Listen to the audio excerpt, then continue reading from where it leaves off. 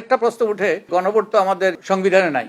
আমাদের তো বহু কিছু সংবিধানে নাই, গত সরকার তো সংবিধানে ছিল না। আমাদের সংবিধান যেহেতু এখনো শেখ হাসিনাই আমাদের প্রধানমন্ত্রী থাকার কথা। গত সরকারের আমলে যে পরিস্থিতির সৃষ্টি হয়েছিল জনগণের আকাঙ্ক্ষার ভিত্তিতে। গণভোটে মানুষ কিসের পক্ষে সম্মতি দিয়েছে? গণভোটে জনগণ সম্মতি দিয়েছে দুটো বিষয়ে। রাষ্ট্রপতির পক্ষ থেকে জুলাই জাতীয় সনদ সংবিধান সংস্কার আদেশ একটা জারি করা হয়েছে এবং এই আদেশের ভিত্তিতে গণভোট হয়েছে। গণভোটে হাঁ ভোট দেওয়া মানে এই আদেশটাকে জনগণ আদেশের পক্ষে সম্মতি দিয়েছে, বৈধ করেছে। অর্থাৎ এই আদেশটা জনগণের সম্মতি পেয়েছে। অতএব এটা কোনো অংশেই সংবিধানে যেটা আছে তার থেকে কম গুরুত্বপূর্ণ নয়। অর্থাৎ এই আদেশটা জনগণ একমত হয়েছে এবং একই সাথে জনগণ একমত হয়েছে এই 48টা বিষয়ে, যে 4টে ভাগে ভাগ করা হয়েছে, 48টা বিষয়ে সংবিধানে অন্তর্ভুক্ত করার জন্য।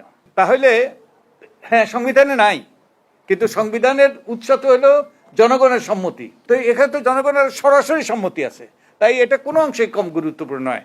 আদেশের 8 অনুচ্ছেদে আমি কোট করছি, নির্বাচিত প্রতিনিধি সংসদ সদস্য হিসাবে শপথ গ্রহণের পর এই শপথ অনুষ্ঠানে এই আদেশের তফসিল 1 অনুযায়ী পরিষদ সদস্য হিসাবে শপথ গ্রহণ করিবেন এবং অনুরূপ শপথপত্র স্বাক্ষর করিবেন। এটা তো জনগণ এই আদেশের মধ্যে অন্তর্ভুক্ত এবং ওই যে যে শপথ করবে সেই শপথটাও তফসিল হিসাবে ওই আদেশের মধ্যে অন্তর্ভুক্ত।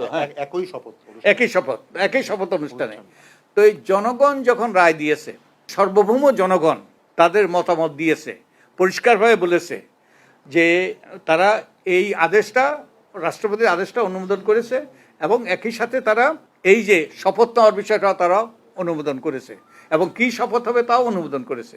তো এখন জনগণ যখন বলে, সেটাই তো শেষ কথা হওয়ার কথা।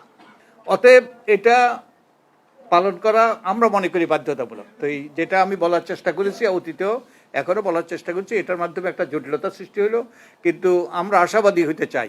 কারণ আমাদের রাজনৈতিক দলগুলো সুস্পষ্টভাবে অঙ্গীকার করেছে, লিখিত অঙ্গীকার করেছে, তারা জুলাই জাতীয় সনদ পরিপূর্ণভাবে বাস্তবায়ন করে। পরিপূর্ণভাবে, একবার এই কথাটা আছে, এই শব্দটা আছে, পরিপূর্ণভাবে বাস্তবায়ন করবে এবং এটাকে সংবিধানে অন্তর্ভুক্ত করবে তফসিল হিসাবে, এবং তারা আদালতেও যাবে না।